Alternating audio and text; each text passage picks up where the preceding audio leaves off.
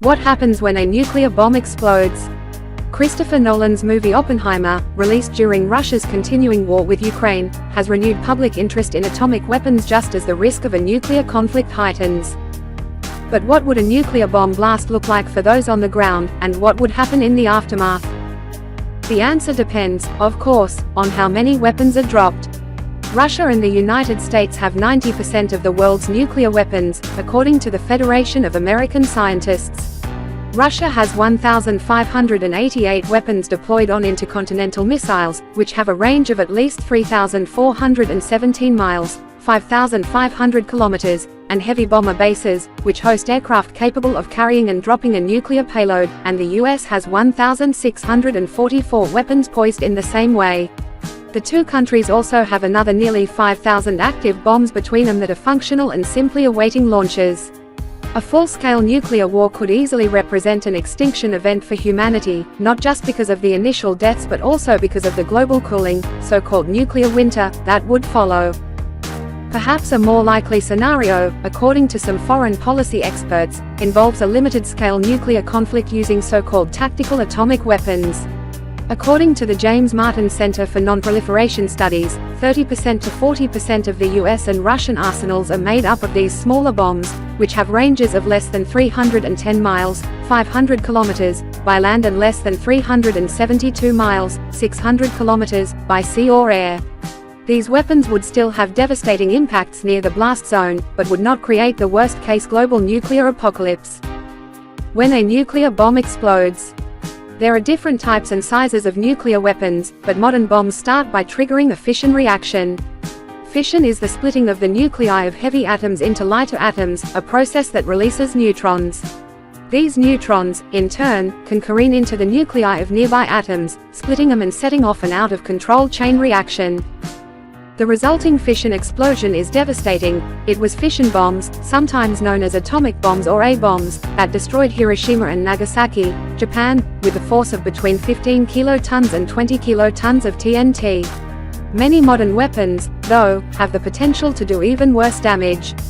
Thermonuclear, or hydrogen, bombs use the power of the initial fission reaction to fuse hydrogen atoms within the weapon. This fusion reaction kicks off yet more neutrons, which create more fission, which create more fusion, and on and on. The result, according to the Union of Concerned Scientists, is a fireball with temperatures that match the heat of the center of the sun. Thermonuclear bombs have been tested, but never used in combat. Needless to say, being at ground zero of such an explosion means instant death.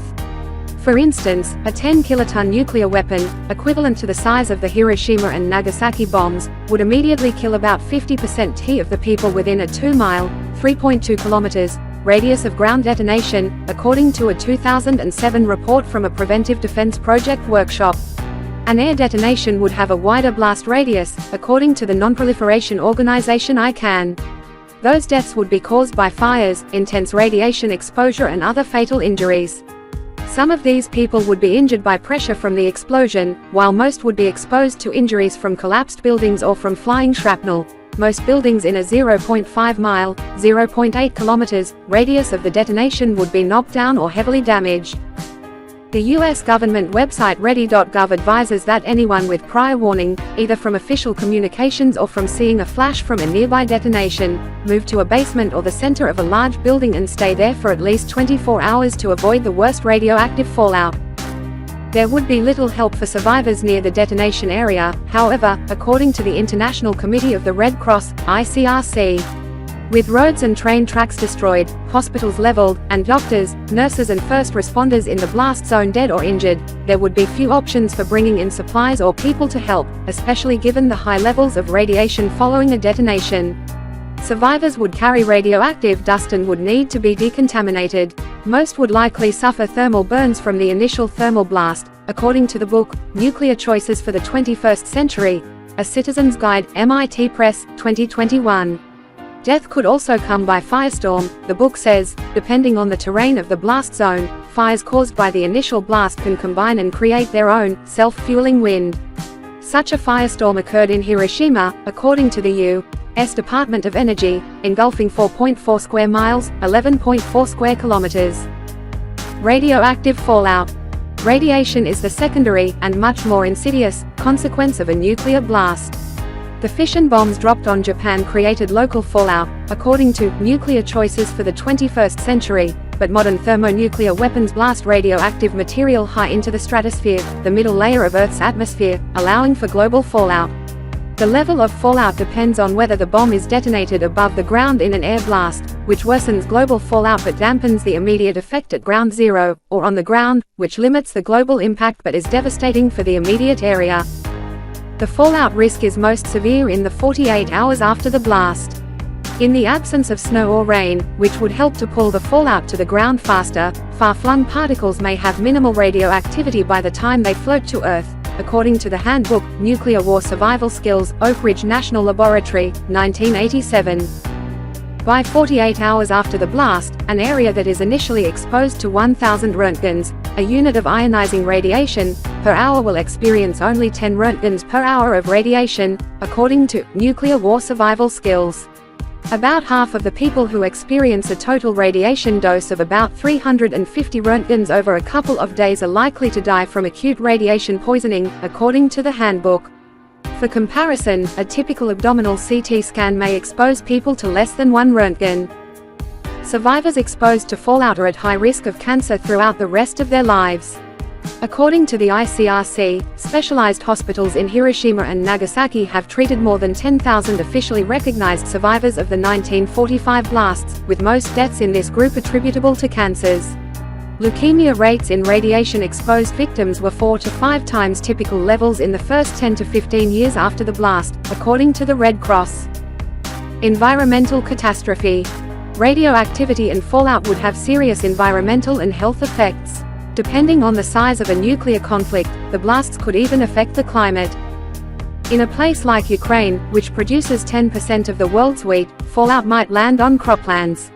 If fallout is taken up by the food supply, it could cause longer-term problems, such as cancer. Michael May, co-director emeritus at Stanford University's Center for International Security and Cooperation and a director emeritus of the Lawrence Livermore National Laboratory, told Live Science in 2017.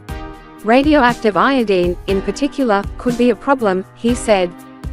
Cows are concentrating the iodine in the milk, and children concentrate the iodine in the milk into the thyroids, leading to thyroid cancer, May said.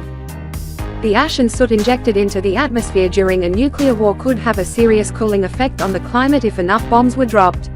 While 1 or 2 nuclear explosions would not have global effects, the detonation of just 100 weapons the size of the one dropped on Hiroshima in 1945 would lower global temperatures to below those of the Little Ice Age that occurred from roughly 1300 to 1850, according to a 2012 analysis published in the Bulletin of the Atomic Scientists.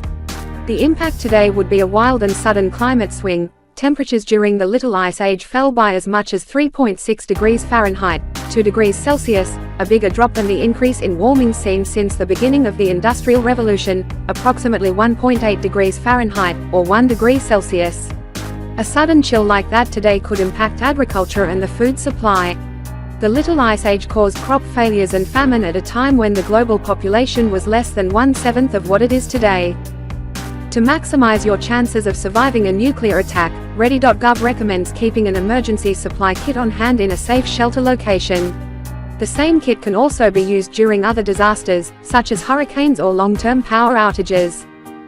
Thank you everyone for watching my video. If you find it interesting, please give me 1 like, 1 share and 1 subscription so I have the power to make more and better videos. Don't forget the alert to get a new news message. Thank you.